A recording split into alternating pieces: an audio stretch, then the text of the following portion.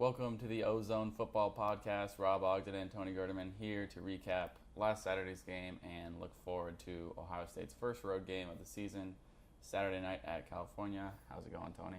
Pretty good. How are you doing? Pretty good. Let's just get right into this. The big news, of course, from Saturday's game, not the 42-7 win, but rather the loss of quarterback Braxton Miller on the first offensive series of the game. We got a little bit of an update from Coach Meyer yesterday. We know it's a sprained left MCL in his knee. Meyer called him day-to-day. It doesn't seem like they're going to hold him back if he can play. I know some people are suggesting they try to save him for Big Ten play, but it doesn't really seem like that's what they're going to do. I know Meyer said, we're going to do everything we can to win this game. So it seems like if he can play, he's going to play. Well, the interesting thing was that Meyer said if he can play like Braxton Miller, he'll play.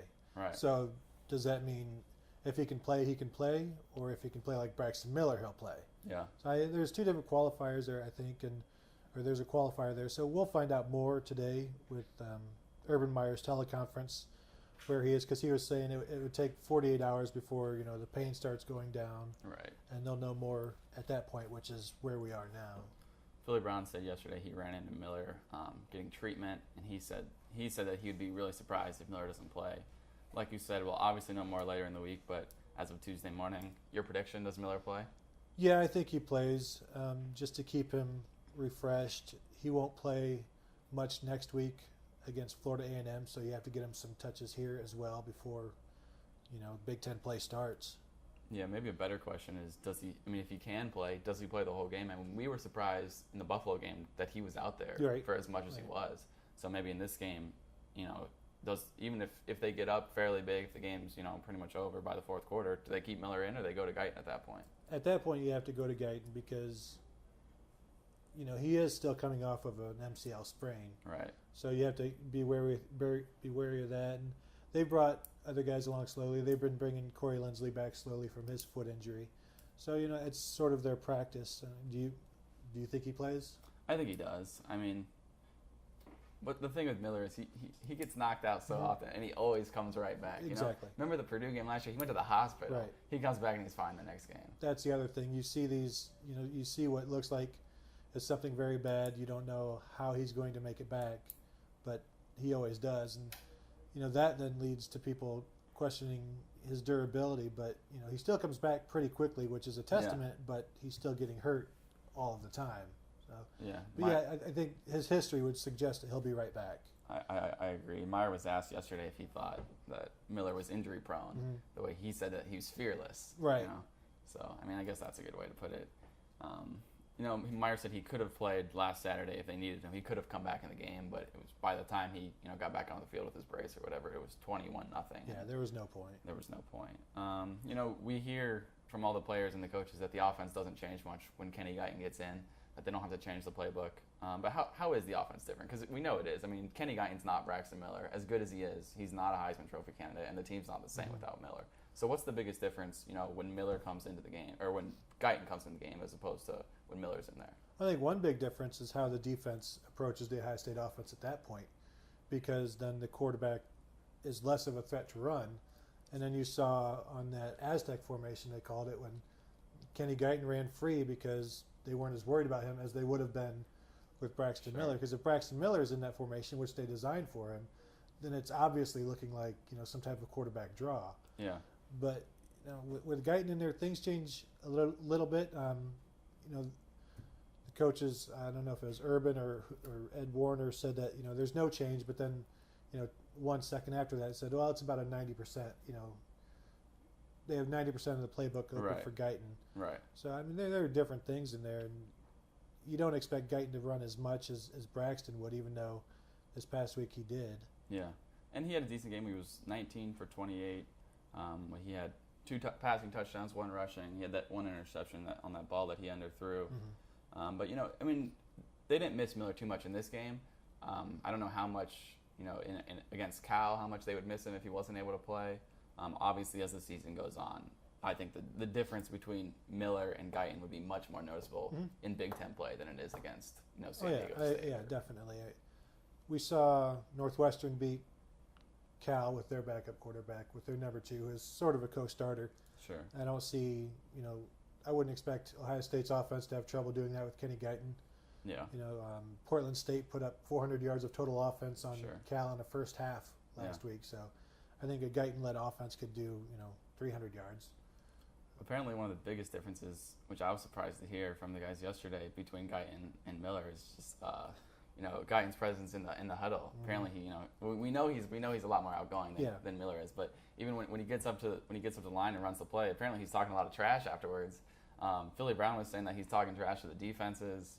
Michael Bennett said that he's even talking trash to his own defense during practice, which I thought was funny. I guess I didn't really pin Guyton as quite the trash talker. He seems like such a nice guy, but yeah, when you have a backup quarterback that's a trash talker, I would think that would annoy a lot of people, but because they don't get to back it up. But this is actually a backup quarterback who can talk trash and then actually gets to back it up.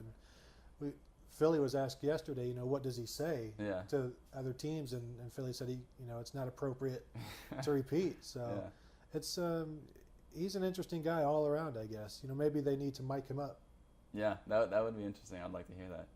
I mean, because Brown was saying that it's not that players are questioning him anymore. Like he gets into the game and they're saying, you're the backup, you can't do anything. Mm-hmm. It's not even that anymore. It's just that he goes in there and he's confident in himself. He talks his trash. He knows what he can do. So yeah, you wonder if he's always been like that, trash talking, or if it's because for so many years he's been the backup and gotten trash talk from defenses, and now he's just letting it all loose. Yeah, I feel like he's probably got to have a little more confidence in himself at this point. Just of what he's been able to do. Maybe in that Purdue game last year, he comes in. Mm-hmm. I don't really see him, coming in and talking trash with the Buckeyes being down in that game and needing a comeback. But maybe after he completed that comeback, maybe that's when he started. Yeah, that would be the epitome of confidence, to talk trash when you're down, a score at the end, and you need perfect play in the last 2 minutes. Yeah. Without Miller, the Buckeyes win 42-7, but still drop in each poll. They're now number 4 in the AP, 3 in the coaches. Players and coaches were both asked about it yesterday. They didn't really seem to care. Seems like something the fans get more worked up about. Mm-hmm. Your thoughts on that? Yeah, I agree. Right now it's too early because there are so many more games ahead, and more important games than the games the Buckeyes are playing right now. Right now, who cares about Cal? Who cares about Florida A&M? Voters aren't going to worry about Ohio State until they beat somebody that they know of and they've seen on television. Yeah. And that won't happen until Big Ten play. Worrying about the polls right now is sort of like being a 10-year-old worrying about what kind of rims you're going to get on your car. So it is a little odd. You beat San Diego State, who was supposed to be a decent team. Mm-hmm. You beat them 42-7 with your backup quarterback in. And then you slide in the polls. I mean, it's odd to think that. But then when you see what Oregon did to Virginia, I mean, not that Virginia is, a great team, but they beat BYU, who destroyed Texas. So I mean, there's some transitive stuff there. Yeah. But and Oregon, I mean, they beat Virginia in every way they could. Mm-hmm. So I mean, so I guess it's understandable, but I don't think it's anything that Ohio State fans, or especially the players or coaches, should be worried about. Well, at this point in the season. I forget which player it was yesterday. They said, how far down can you drop an undefeated team? So if you keep winning, you'll eventually rise. Yeah, I think that was Philly Brown who said that. Speaking of Philly Brown, he had a much better game. At least, I mean, he was much more involved in this game than he was in the Buffalo game. He had 6 receptions for 73 yards, 2 touchdowns. I think Meyer was happy to see him get more involved than he was in the first game. Yeah, Philly was more happy too. Philly was more happy. Yeah. But you have to. If he's your number 1 receiver, you can't ignore him. Kenny Guyton hit him deep and a couple times with those 2 touchdown passes, and they got him involved with the short stuff as well. So if he's your number 1 guy, you've got to get him more touches, and they certainly focused on that early. And same with Jeff Hireman, even a little. They tried to get him the ball, and Braxton did it on the first series. I think his first 2 completions were to Philly. His only 2 completions were to Philly and Hireman. And Hireman was definitely happy about that as well, finally, after not being real involved in the Buffalo game. Also, 7 receptions for Devin Smith, 46 yards. Is that just a product of Guyton being in there? I mean, it seems like he didn't spread the ball around maybe as much as Miller would have. He kind of targeted the top guys. Although, he has a good relationship with Chris Fields, so I don't really know. That was strange that Fields had no catches. Yeah, I did think that was strange. But Devin Smith, with these short catches, we're seeing more of what we saw in the spring and the offseason, or in the summer, where he's trying to get more involved in the short passing game. But like Meyer said, eventually these guys have to start breaking tackles. Yeah. And right now they're not doing it. But, that will happen. We saw from Devin Smith and Philly Brown a couple of times last year where they would take something short and make it long, and that's maybe the only thing missing right now from the offense. Yeah. Dontre Wilson gets 3 receptions, only 6 yards. He is more involved in the running game, though. Jordan Hall's your leader again with 13 carries, 75 yards, and a touchdown, but Dontre Wilson gets 5 for 51. I mean, he looked good. That's more than 10 yards per carry for him. Yeah, he was on those speed options. I mean, you could see where at some point there's going to be one guy to beat, and he's going to leave that guy in the dust and just, scoot on into the end zone. Like his receptions, he almost had no chance because the defenders were right there on his screen plays as soon as he was catching the ball. But, not 10 total touches for him in the game, including a kick return. That's probably where they would like, 10 to 15 touches would be a lot, would be ideal maybe. And it's a lot to ask of a freshman, but he certainly showed, the ability to make plays with those touches. Yeah, he's definitely showing more of what everyone expected from him. Ezekiel Elliott gets 6 carries for 36 yards. Rod Smith in his first game back gets 3 for 11. He does get that touchdown. No carries again for Brownte Dunn, which is interesting. Yeah, I guess we'll have to watch to see if he shows up on special teams on Saturday. Yeah. And then that's when we'll know that maybe we'll see him carrying the ball, because as everybody has said this season, you're not going to see the field unless you see it first on special teams. Yeah. So until he's out there, he won't be anywhere. You think that's probably the primary reason for him not getting carries, not playing on special teams? Yeah, but, I mean, they can always use somebody on special teams. There may not be any touches, for him in the backfield, but they could always use another guy who wants to be on special teams. They'll always find a place for somebody who can get down there and tackle. And with the exception of Dunn, I feel like this is more what we thought the carries would look like, how they'd be distributed. A few more for Wilson and Elliott, and then obviously Rod Smith getting a couple, and not quite, such a monopoly on the carries for Jordan Hall like it was in the first game. Yeah. Next week, what do you think the breakdown will be? Who's number 2? Is it going to be Rod Smith? I think it's Wilson again, honestly. I think Wilson's carries just continue to increase as the season goes on. Rod Smith gives you something that Jordan Hall and Elliott doesn't do, but I feel like that's something that is utilized less in this offense.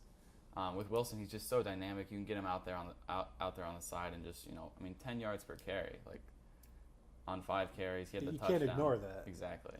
I just see his production going up as the season goes on. Your thoughts? Oh yeah, I agree.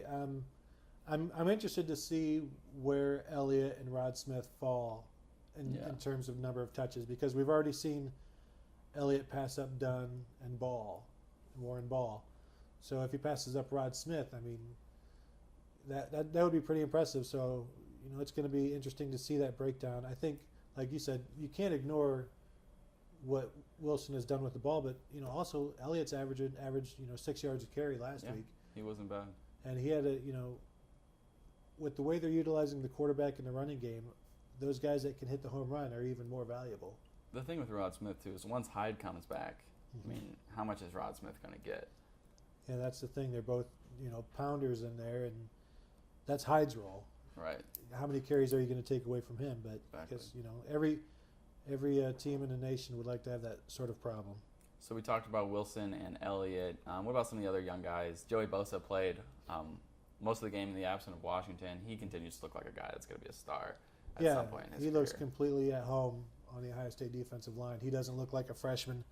He doesn't play like a freshman. He's getting, hasn't quite gotten that, first sack yet, but the quarterbacks know he's there. And it'll be interesting to see against Cal, who they get rid of the ball a lot. They get rid of the ball quickly, but they've been sacked 9 times in 2 games. So there's going to be some opportunities, and I wouldn't be surprised if he's involved. And I think a lot of that depends on where Adolphus Washington is with his injury. But he's definitely one to watch. Trey Johnson has looked really comfortable at linebacker. When he's come in for Shazier. So there's some names. Von Bell, he was in the second quarter last week. Everett Withers said they'll probably play some 2 nickel, play both stars this week against Cal quite a bit. So that would be Tyvis Powell and Von Bell. So, we'll get a good look at that freshman at Von Bell. Speaking of Adolphus Washington, he has a groin injury. Meyer also said yesterday he was day to day. We're not really sure do we expect him to play Saturday? Do we really know? No, I think like with Miller, we'll know more today. Yeah. Because it has to get better. He's not cleared yet. Right. So plus what they did with Michael Bennett last year, Right. who came back a little early from his groin injury and was never fully healthy until the Michigan game. So Michael Bennett himself told Washington to take it slow. Don't hurry. Don't rush yourself back. Yeah, he said yesterday that was his biggest advice basically to Washington because he missed 4 games last year with that, and then he came back and then wasn't. Exactly. Even when he was playing, he wasn't. Right. And you're seeing how good Michael Bennett could be this year, and that was nowhere where he was last year. Sure. A couple other guys that we didn't see: Jalen Marshall, Mike Mitchell.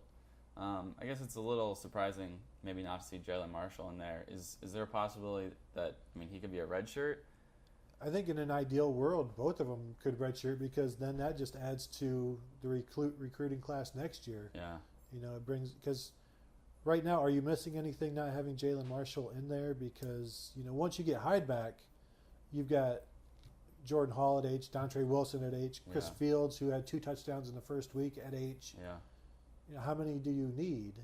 And how many touches are going to be there for Jalen Marshall? 1 or 2 a game max, and they can do just fine without that. And I think if Mike Mitchell, who you think might be the future middle linebacker, if they can go without playing him this season and put another year of separation between him and Curtis Grant, I think that would be perfect for them. I think you're right. We knew Marshall missed some practice time. He had the concussion. Meyer said he was a little behind. Are you surprised that he hasn't played, though? Absolutely surprised. Yeah. Yeah, I figured he would be in there as, with Dontre Wilson and Ezekiel Elliott in the first week. Yeah. So, it was a surprise when, you go back and look at the participation report and he's not on it. Right. Switching sides of the ball, secondary looked a lot better with Roby back there. They just seem so much more comfortable. Everything seems like so much more smoothly with him back there. Is that right? Oh, yeah. The corners are more on lockdown with him in there. There's more confidence with everybody. Duran Grant is worried about, doing everything that Bradley Roby has to do. He can just worry about himself. Yeah. And then they don't have to worry about who's behind him because C.J. Barnett was back. And Christian Bryant talked, the week before about, he does have to worry about everything that's going on when the starters aren't in there. So everybody's mind is more at ease when Roby's in there and Barnett. Yeah. And, it just allows, Armani Reeves to slide back into the position where he really fits. He's kind of playing out of himself when he's, trying to fill in for Roby there. But, when he can, do his thing on special teams, come in, he gets an interception, he just looks so much more comfortable in there. Yeah. He fits in just so much better. Yeah, and Meyer talked about his impact on special teams. That he couldn't necessarily have done that before because he was playing so many snaps on defense. Right. We talked a little bit about the defensive line. They missed Washington most of the game. Both looked good. But, the D-line as a whole looked pretty good. A lot more comfortable maybe than they did in that first game. Yeah, they held San Diego State to 64 yards rushing. And the Buckeyes came in expecting, the Aztecs to try to establish some type of run, and they just couldn't. So, they had to scrap it eventually because of the score, but it wasn't going anywhere anyway. Offensive line, they looked a lot more comfortable too. Maybe that's just because there was no Khalil Mack on the other side of the ball. Well, yeah. But I know Meyer mentioned Taylor Decker. He said he thought he played a lot better, or maybe it was Warner who said. Warner mentioned Taylor Decker and said he looked like the guy that he thought he was in August, as opposed to the guy that he looked like against Buffalo. So that's good for Warner to see the line, kind of being what he thought they were going to be. Any other thoughts on them? No, just that Warner talked a little bit about Taylor Decker, saying that the first game was also possibly your first start in Ohio Stadium, those type of jitters, and then you throw in Khalil Mack, and that's not a good combination. It's a volatile mix. First road game of the season coming up. Got to travel all the way out to California. Some of the guys were asked yesterday if they were going to go do any sightseeing. They said no. Philly Brown said that he wasn't interested in anything in San Francisco. He doesn't think San Francisco is a cool city. So I kind of disagree with that. But obviously they're not going to be doing much sightseeing. Does the long trip out there, the first road game, does that have any effect on them? They didn't seem like it would. Yeah, they didn't seem like it would. Watching the Northwestern and Cal game, which was a season opener for both. They said that Pat Fitzgerald had his team practicing at 9 o'clock at night to get used to it. Yeah. But they had all summer to to deal with it. So it's interesting because it's a 4:00 local start, Yeah. but the players are treating it as a night game. So Sure. you wonder if they'll have an advantage in that way, because everybody gets a little bit more juiced for a night game than a 3:30 game. Right. Yeah, definitely. Cal, coached by first-year coach Sonny Dykes, they're 1-1. Like you mentioned, they're coming off a 37-30 win over Portland State. Big win. Big win over Portland State. The thing with them is their passing attack. I mean, they're led by freshman quarterback Jared Goff, and they lead the nation with 470 yards passing per game. So secondary is going to be tested. It'll be interesting to see. It's a fast-paced offense. Any thoughts on how the defense will respond to that that many passes coming at them? If they stay up on the line, there's going to be quite a few opportunities for interceptions because they do throw the ball so quickly, and there are aggressive defenders. I'm sure Bradley Roby probably has about 4 or 5 routes that he's expecting to jump this week, and he's telling everybody else what to expect as well. So I mean, there's going to be a lot of opportunities. It'll come down to making those tackles on those quick screens. If one guy gets that tackle, then the offense gets shut down. Yeah. Or as much as you can shut down a team that throws 50 times, and Michael, it was kind of funny yesterday. Michael Bennett was talking about how to slow down a fast-paced offense. He said get up off the pile slowly. Try to confuse them and everything, especially with the freshman quarterback. Right. He was asked if he would ever fake an injury. He said he only would fake not being injured so he could be in there to play. That was kind of funny from him. But I think if you want to get up slowly off the pile, maybe they'll bring in Chris Carter more. Yeah. Just because he's naturally more slowly moving. That's a good idea. Maybe we should suggest that to Meyer. Well, I'll call in on a teleconference today. There you go. Put in Chris Carter. He'll slow things down.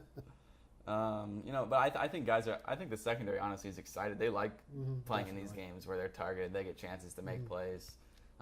Even against San Diego State going into last week, because they threw 64 times in their week 1, and then going into that game, they were saying, I hope they throw 70 times this game because we love that. Yeah, they have to be excited about this opportunity because every single defensive back wants the ball in their hands, and they'll get plenty of chances for that on Saturday.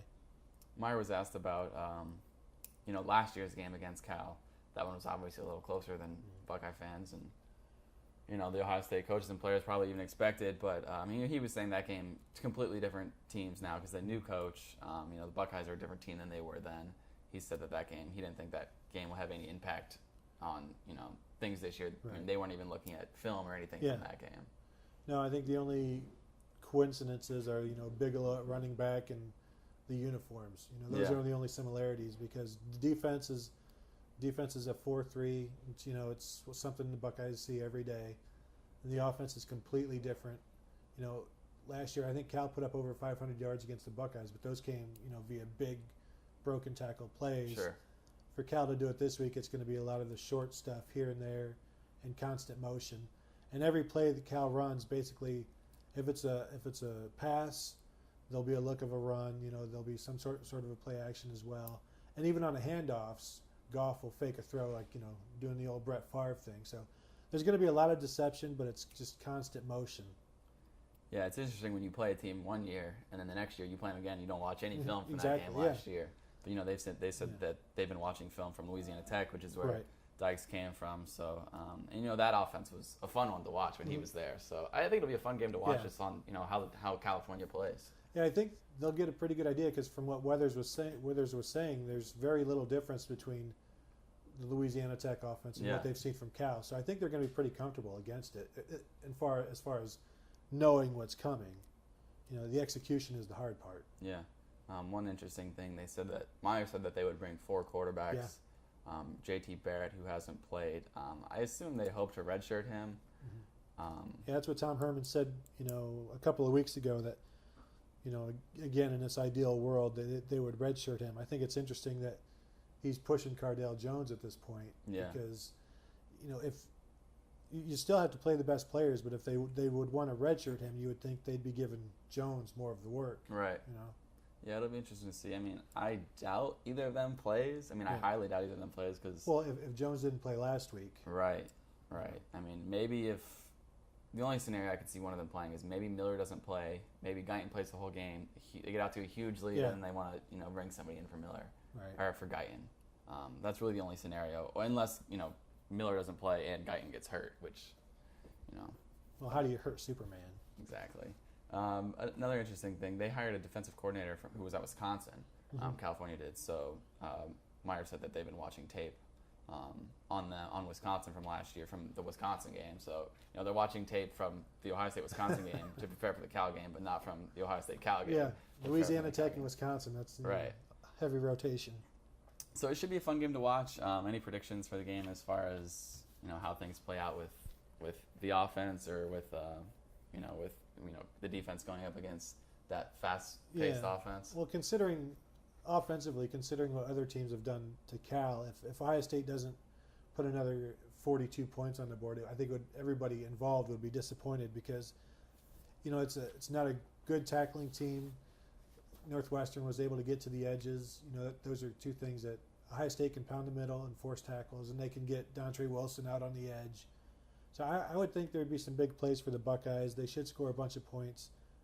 I think Cal will score some points, but I don't see them, with several drives. I think, they might get a couple of good long drives. Any other points will come from mistakes from Ohio State. Yeah, I agree. I think the Buckeyes are going to put up a lot of points. I mean, Portland State put up 30. Northwestern was able to put up quite a few. I think Ohio State will put up quite a few points. And California will get theirs. They're going to. They got a high tempo offense. The quarterback's decent. He can throw the ball. They'll get some points, but I don't see this game being particularly close, even if Miller doesn't play. Yeah. But you never know. It's a road game. It's the first one of the season. Got to travel all the way out to Cal. So, maybe it could be closer than we think. Yeah, I mean Northwestern even had their backup running back. They didn't have Venrick Mark, their starter, and they still put up 41 points with a backup quarterback and a backup running back. Yeah, I mean, I don't remember who was saying it, but they said that the defense has been preparing. They've been giving the second-team offense, making them run an offense similar to what Cal runs, so the first-team defense can prepare for that. So plus, Ohio State runs a hurry-up as well, so they've seen it as well. Exactly. Anything else about this game or anything else we should mention in this podcast before we wrap things up? No, I think I'm all tapped out. All right, awesome. We do this every week. If you have a question for the pod, you can tweet us. What's the hashtag? YoBucks. YoBucks. YoBucks. Hashtag YoBucks. Tweet the question, put the hashtag, or you can write a question on the message board. We'll try to get to it. We try to get to it. Or if you want to give your phone number out, they can give you a call. Exactly. No, that's not going to happen, actually. You can write to us. We'll give him Jim's phone number. We'll give him John's phone number. You can call John. You can write to us. Send us smoke signals, whatever you want to do. You're both fired! John says we're fired. Anyway, that's all for today. Nothing else we want to add? Nope. Enjoy listening to John's podcast next week. Peace out, everybody. See ya.